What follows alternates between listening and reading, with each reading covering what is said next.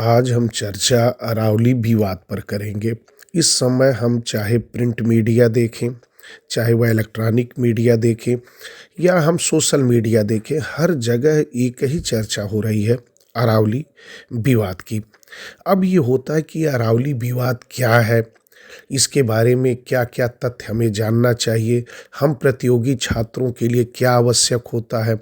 आज उन्हीं सभी बिंदुओं पर हम चर्चा करेंगे। तो पहले हम इस पर आपसे इसके बारे में बात करेंगे कि विवाद क्या है, अरावली क्या है? इसके बाद इस पर हम कुछ एमसीक्यू करेंगे। अब अगर मैं बात करूँ तो ये विवाद क्या है, इसकी बात करता हूँ। तो जैसा कि हम जानते हैं कि 20 नवंबर 2025 को सुप्रीम कोर्ट ने अरावली को लेकर जो निर्णय दिया था, उसमें 100 मीटर की ऊंचाई वाली परिभाषा को स्वीकार किया गया था और यही परिभाषा इस समय भारी विवाद और विरोध की मुख्य जड़ बनी हुई है। सुप्रीम कोर्ट ने केंद्रीय पर्यावरण मंत्रालय की समिति द्वारा सुझाई गई इस परिभाषा को स्वीकार किया था कि कोई भी भू आकृति जिसकी ऊंचाई उसके आसपास के स्थानीय धरातल से 100 मीटर या उससे अधिक होगी, उसे ही अरावली पहाड़ी माना जाएगा। अर्थात 100 मीटर से कम ऊंचाई की पहाड़ी को हम अरावली पहाड़ी नहीं मानेंगे। वहीं पर अगर एक दूसरे से 500 मीटर के दायरे में स्थित दो या दो से अधिक ऐसी पहाड़ियों के समूह को ही अरावली रेंज माना जाएगा। इस परिभाषा के आते ही पर्यावरणविदों और आम जनता ने इसका कड़ा विरोध शुरू कर दिया और इसके पीछे उन्होंने कई गंभीर कारण को गिनवाया। आलोचकों और विशेषज्ञों का ये कहना था कि अगर इस परिभाषा को माना जाए तो राजस्थान की 12,081 पहाड़ियों में से केवल 1,048 पहाड़ियां ही ऐसी होंगी जो 100 मीटर की ऊंचाई वाले मानक पर खरी उतरती हैं। यदि हम इस परिभाषा को मान लें तो 100 मीटर से कम ऊंचाई वाली लगभग 90% पहाड़ियां अरावली के संरक्षण के दायरे से ही बाहर हो जाएंगी। इसका सीधा मतलब ये होगा कि वह उन छोटी पहाड़ियों पर बेधड़क खनन और निर्माण कार्य शुरू हो जाएगा। 500 मीटर की दूरी वाले यदि नियम को मान लिया जाए तो इन पहाड़ियों के बीच के जो वन्य जीव गलियारे हैं और प्राकृतिक रास्ते हैं वह कानूनी सुरक्षा से बाहर हो जाते हैं, जिससे पूरा अरावली का पारिस्थितिकी तंत्र ही छिन्न भिन्न हो जाएगा। और विवाद इतना बढ़ गया, इसका विरोध इतना ज़्यादा होने लगा कि सुप्रीम कोर्ट ने स्वतः संज्ञान लेते हुए 29 दिसंबर 2025 को ही अपने 20 नवंबर 2025 को दिए गए फैसले पर रोक लगा दी। कोर्ट ने माना कि इस परिभाषा से अरावली के संरक्षण क्षेत्र में भारी कमी आ सकती है और इससे स्ट्रक्चरल पैराडॉक्स अर्थात संरचनात्मक विरोधाभास हो जाएगा। कोर्ट ने अब एक नई हाई पावर्ड एक्सपर्ट कमेटी बनाने का आदेश दिया है जो फिर से वैज्ञानिक तरीके से सर्वे करेगी कि अरावली को कैसे परिभाषित किया जाए ताकि कोई भी छोटी पहाड़ी या संवेदनशील हिस्सा सुरक्षा से बाहर न रहे। अर्थात हम निष्कर्षतः कह सकते हैं कि 100 मीटर ऊंचाई वाला यह पैमाना अरावली को भौगोलिक रूप से सिकोड़ रहा था, जिससे खनन के रास्ते खुल रहे थे। यही कारण है कि यह निर्णय विवादों में घिर गया और वर्तमान में इसे स्थगित कर दिया गया। अरावली विवाद इतना क्यों बढ़ा है? पर्यावरणविद इसको लेकर क्यों चिंतित है? इसका क्या दुष्प्रभाव पड़ेगा? यह हम बाद में बात करते हैं, लेकिन इसके पहले हम अब अरावली बार बार ये शब्द आ रहा है कि अरावली पर्वत श्रृंखला में ये हुआ वो हुआ, तो सबसे पहले हम लोग ये जान लें कि अरावली पर्वत श्रृंखला क्या है, अरावली शब्द की उत्पत्ति कैसे हुई, इसके बारे में कौन से महत्वपूर्ण तथ्य हैं जो हमें जानने चाहिए। सबसे पहले हम उसकी चर्चा करते हैं। अगर मैं अरावली शब्द के इतिहास की बात करूं या इसके नामकरण की बात करूं तो यह बड़ा ही रोचक इतिहास है। इसका नाम जो मुख्य रूप से संस्कृत भाषा और स्थानीय राजस्थानी शब्दावली से जुड़ा है। ये जो अरावली शब्द है, यह संस्कृत के दो शब्दों के मेल से बना है। एक शब्द है आरा और दूसरा है वली। आरा का अर्थ होता है कोना या शिखर और वली का अर्थ होता है रेखा या पंक्ति। इस प्रकार अरावली का शाब्दिक अर्थ हो जाता है शिखरों की पंक्ति, अर्थात लाइन। इसे हम इंग्लिश में लाइन ऑफ पीक्स कहते हैं।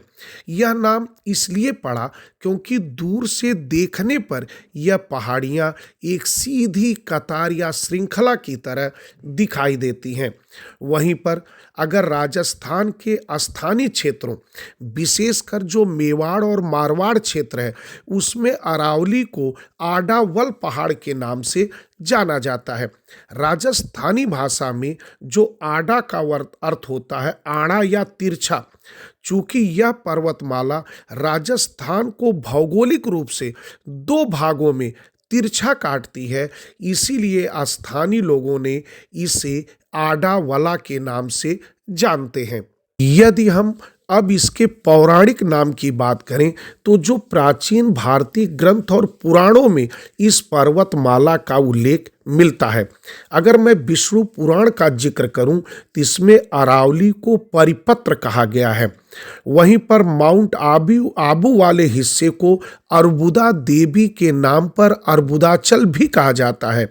वहीं पर अगर ऐतिहासिक संदर्भ में इसकी बात करें तो यूनानी भूगोलवेत्ता टालमी ने अपनी पुस्तकों में अरावली का उल्लेख एपो कापी के नाम से किया है। उनके अनुसार यह भारत के पश्चिमी भाग की एक प्रमुख पर्वत श्रृंखला है। वैज्ञानिक दृष्टि से अरावली का निर्माण तब हुआ था जब धरती पर जीवन भी ठीक से शुरू नहीं हुआ था, जिस काल को हम प्री कैम्ब्रियन काल के नाम से जानते हैं।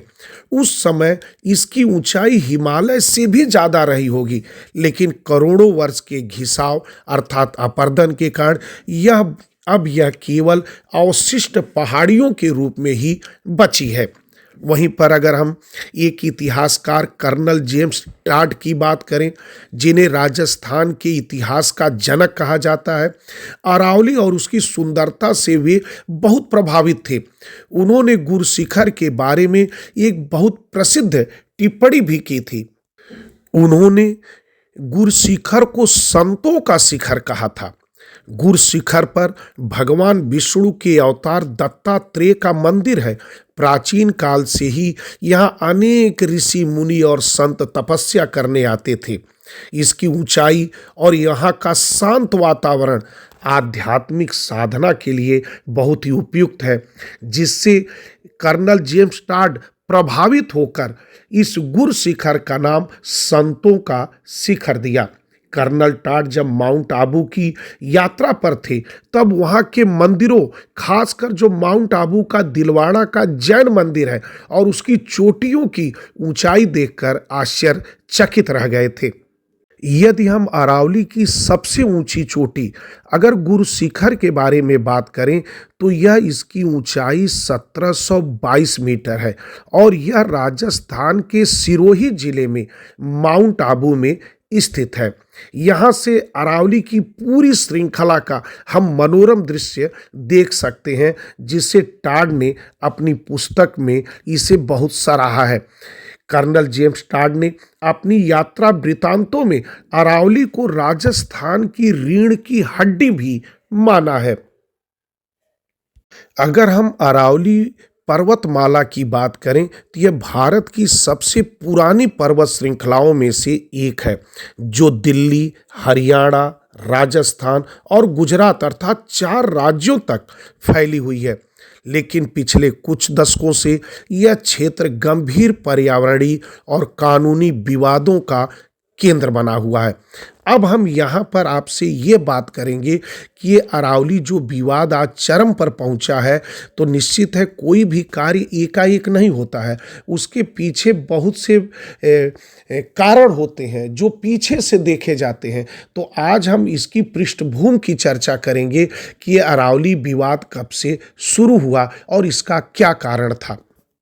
अरावली विवाद की जो पृष्ठभूमि है, यानी इसकी शुरुआत जो है 1990 के दशक में पड़ी, जब शहरीकरण और औद्योगिकीकरण के कारण इस क्षेत्र में अवैध खनन और अतिक्रमण तेजी से बढ़ गया।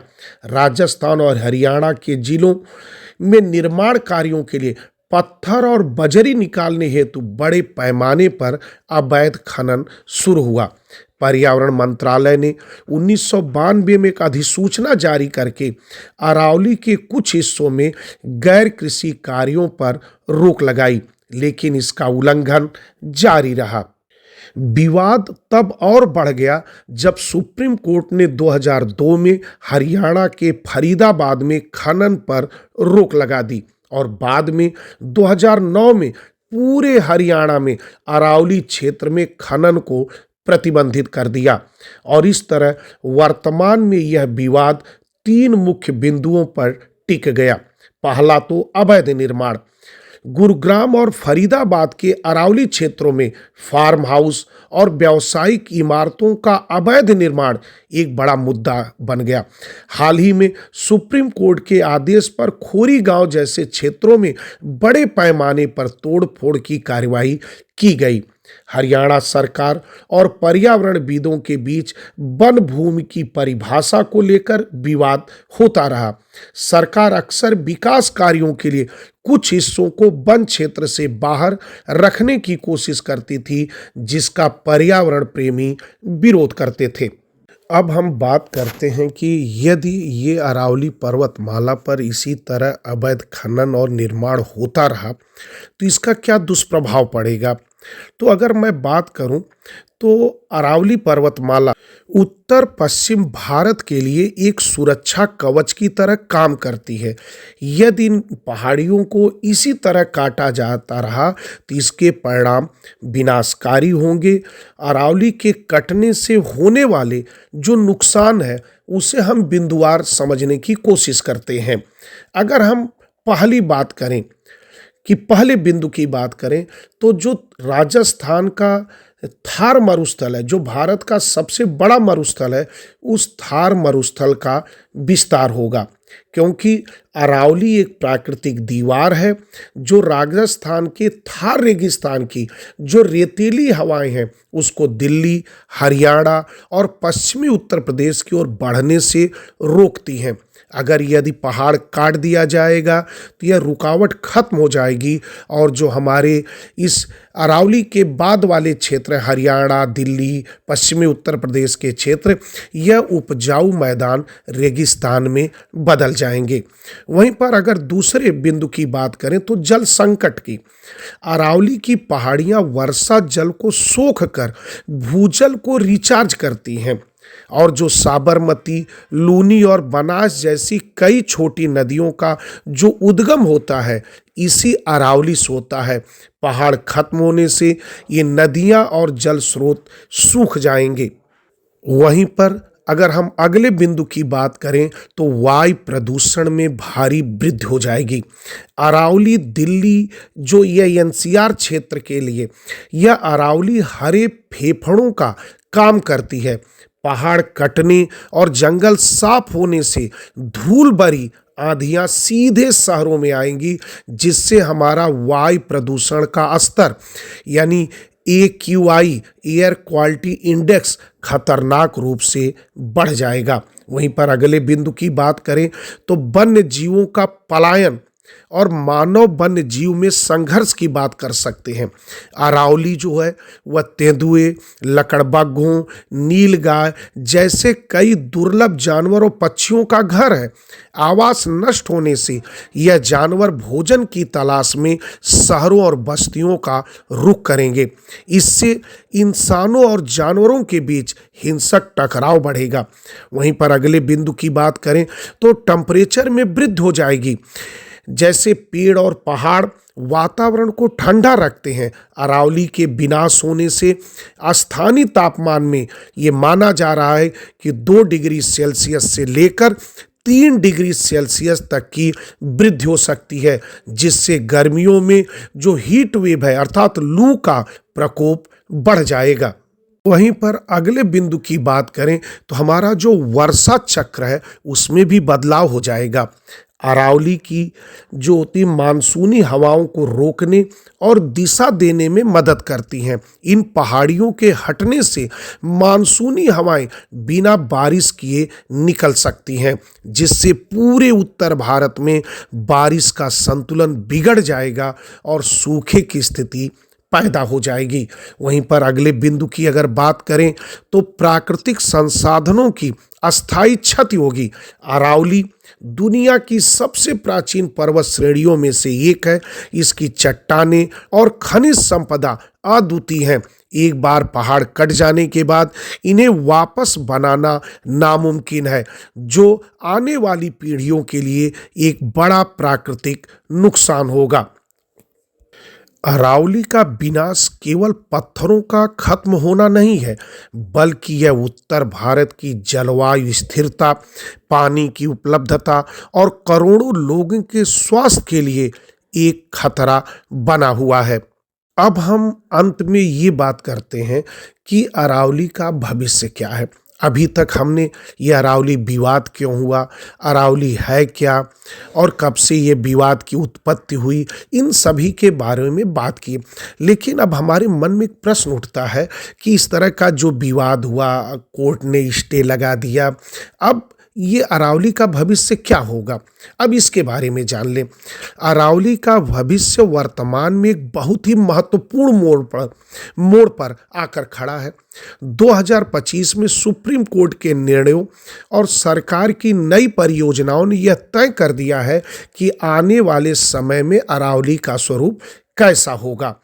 अगर हम इस भविष्य की तस्वीर को देखने का प्रयास करें तो यह 3 मुख्य बिंदुओं पर हम देख सकते हैं। पहला, कानूनी और नीतिगत बदलाव। 2026 के बाद की मैं बात कर रहा हूं। सुप्रीम कोर्ट ने 2025 के अंत में अर्थात 29 दिसंबर 2025 को अरावली की सुरक्षा के लिए कड़े कदम बताने की बात किया है। उस पर जो पुरानी परिभाषा थी उस पर रोक लगा दिया है, जो आगे अरावली के भविष्य की दिशा तय करेंगे। 100 मीटर की ऊंचाई वाली ये जो पुरानी विवादित परिभाषा पर रोक लगने के बाद अब एक high powered expert committee Aravalli का नया नक्शा और परिभाषा तय कर रही है। भविष्य में अरावली की हर छोटी पहाड़ी और टीले को कानूनी संरक्षण मिलने की उम्मीद है। वहीं पर अगर दूसरे बिंदु की बात करें तो फिलहाल जो नई खनन लीज पर रोक लगा दी गई है, भविष्य में केवल सतत खनन की अनुमति होगी, वह भी आधुनिक तकनीकों और ड्रोन की निगरानी के साथ होगी।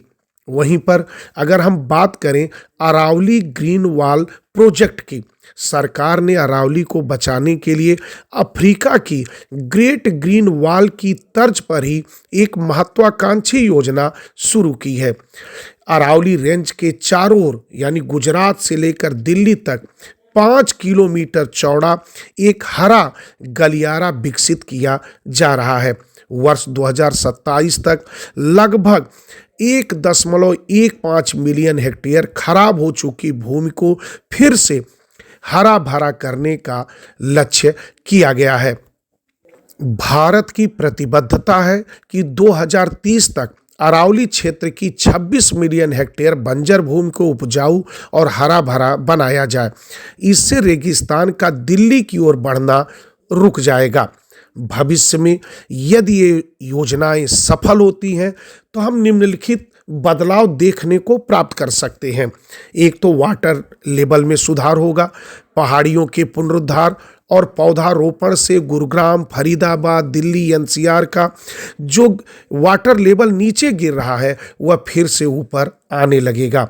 वहीं पर तापमान में जो कमी आएगी, अरावली की नई ग्रीन वॉल शहरों में बनने वाले हीट आइलैंड प्रभाव को कम करेंगी, जिससे भविष्य की गर्मियों में लू का प्रकोप कम हो सकेगा। वहीं पर वन्य जीव की वापसी की बात करें, अरावली को फिर से एक अखंड कॉरिडोर बनाया जा रहा है, जिससे तेंदुए और अन्य वन्य जीव बिना किसी संघर्ष के एक जंगल से दूसरे जंगल जा सकेंगे। इस प्रकार हम अंत में यही कहेंगे कि अरावली केवल पत्थरों का ढेर नहीं है, बल्कि उत्तर भारत की जलवायु और अर्थव्यवस्था की रीढ़ है। वर्तमान में अरावली ग्रीन वॉल प्रोजेक्ट के माध्यम से सरकार इसे पुनः हरा भरा बनाने का प्रयास कर रही है। इसी के साथ हम अपनी वाणी को विराम देते हैं। अब हम इस पर कुछ एमसीक्यू करेंगे। अरावली पर्वत श्रृंखला की नई परिभाषा कब सुप्रीम कोर्ट ने स्वीकार की? इसका सही उत्तर है ऑप्शन ए, 20 नवंबर 2025। सुप्रीम कोर्ट ने केंद्र सरकार की एक समिति की सिफारिशों को मानते हुए अरावली की एक नई परिभाषा स्वीकार की, जिससे दिल्ली, हरियाणा, राजस्थान और गुजरात में खनन पर रोक लग गई। पर्यावरणविदों ने चिंता जताई कि नई परिभाषा से अरावली का 90% हिस्सा कानूनी सुरक्षा से बाहर हो जाएगा, जिससे खनन और निर्माण को बढ़ावा मिलेगा। 29 दिसंबर 2025 मुख्य न्यायाधीश सूर्यकांत की बेंच ने मामले का संज्ञान लेते हुए अपने ही 20 नवंबर के फैसले पर रोक लगा दी, क्योंकि 100 मीटर की ऊंचाई का मानदंड अरावली के व्यापक पारिस्थितिकी तंत्र के लिए पर्याप्त नहीं था। कोर्ट ने सेंट्रल एम्पावर्ड कमेटी सीईसी को अरावली की सटीक परिभाषा और खनन की अनुमति पर विस्तृत रिपोर्ट तैयार करने का निर्देश दिया, जिसमें भू विशेषज्ञों को शामिल किया जाएगा। नई परिभाषा पर रोक जारी है और अंतिम फैसला सीईसी की रिपोर्ट आने के बाद ही आएगा, ताकि अरावली का सही संरक्षण हो सके और पर्यावरण को कोई नुकसान न हो। नेक्स्ट क्वेश्चन, नई परिभाषा के अनुसार अरावली पहाड़ी की न्यूनतम ऊंचाई क्या है? इसका सही उत्तर है option B, 100 metre. Next question, नई परिभाषा से अरावली का कितना प्रतिशत हिस्सा असुरक्षित हो गया? इसका सही उत्तर है ऑप्शन सी, 90%। अब इस प्रश्न के बारे में और कुछ जान लें। अरावली की नई परिभाषा के तहत पर्यावरण मंत्री के अनुसार 90% से अधिक हिस्सा सुरक्षित हो जाएगा, क्योंकि सुप्रीम कोर्ट ने एक व्यापक परिभाषा अपनाई जिससे खनन पर रोक लगेगी, लेकिन विशेषज्ञों का मानना है कि यह परिभाषा 100 मीटर की ऊंचाई पर आधारित असल में 90% से अधिक क्षेत्र को असुरक्षित कर देगी, जिससे खनन और रियल एस्टेट के लिए रास्ता खुल जाएगा और दिल्ली एनसीआर के पर्यावरण को बड़ा खतरा होगा। नेक्स्ट क्वेश्चन, नई परिभाषा किस मंत्रालय की सिफारिश पर बनी? इसका सही उत्तर है ऑप्शन बी, पर्यावरण मंत्रालय। अब इस प्रश्न के बारे में और कुछ जान लें। अदालत ने केंद्रीय पर्यावरण मंत्रालय के अधीन एक समिति द्वारा प्रस्तावित नई अधिक संकीर्ण परिभाषा को स्वीकार कर लिया। इस एक नए मानदंड के अनुसार अरावली पर्वत व भू आकृति है जिसकी स्थानीय भू आकृति से ऊंचाई 100 मीटर या उससे अधिक हो। 500 मीटर की दूरी के भीतर स्थित 2 या 2 से अधिक ऐसे पर्वत अरावली पर्वतमाला का निर्माण करते हैं। नेक्स्ट क्वेश्चन, सुप्रीम कोर्ट ने अपने फैसले पर स्टे कब लगाया? इसका सही उत्तर है ऑप्शन डी, 29 दिसंबर। अब इस प्रश्न के बारे में और कुछ जान लें। सुप्रीम कोर्ट ने अरावली मामले में अपने 20 नवंबर 2025 के आदेश पर 29 दिसंबर 2025 को रोक लगा दी, जब उसने अरावली पहाड़ियों और पर्वतमाला की परिभाषा तय की थी, ताकि कोई नया विशेषज्ञ पैनल इस पर गौर कर सके, और अगली सुनवाई 21 जनवरी 2026 को होगी। चीफ जस्टिस सूर्यकांत, जस्टिस जेके माहेश्वरी और जस्टिस एजी मसीह की पीठ ने कहा कि रिपोर्ट या न्यायालय के निर्देशों को लागू करने से पहले और अधिक स्पष्टता की आवश्यकता है। बेंच ने खुद संज्ञान लेकर मामले में नोटिस जारी करते हुए अगली सुनवाई के लिए 21 जनवरी की तारीख तय की है।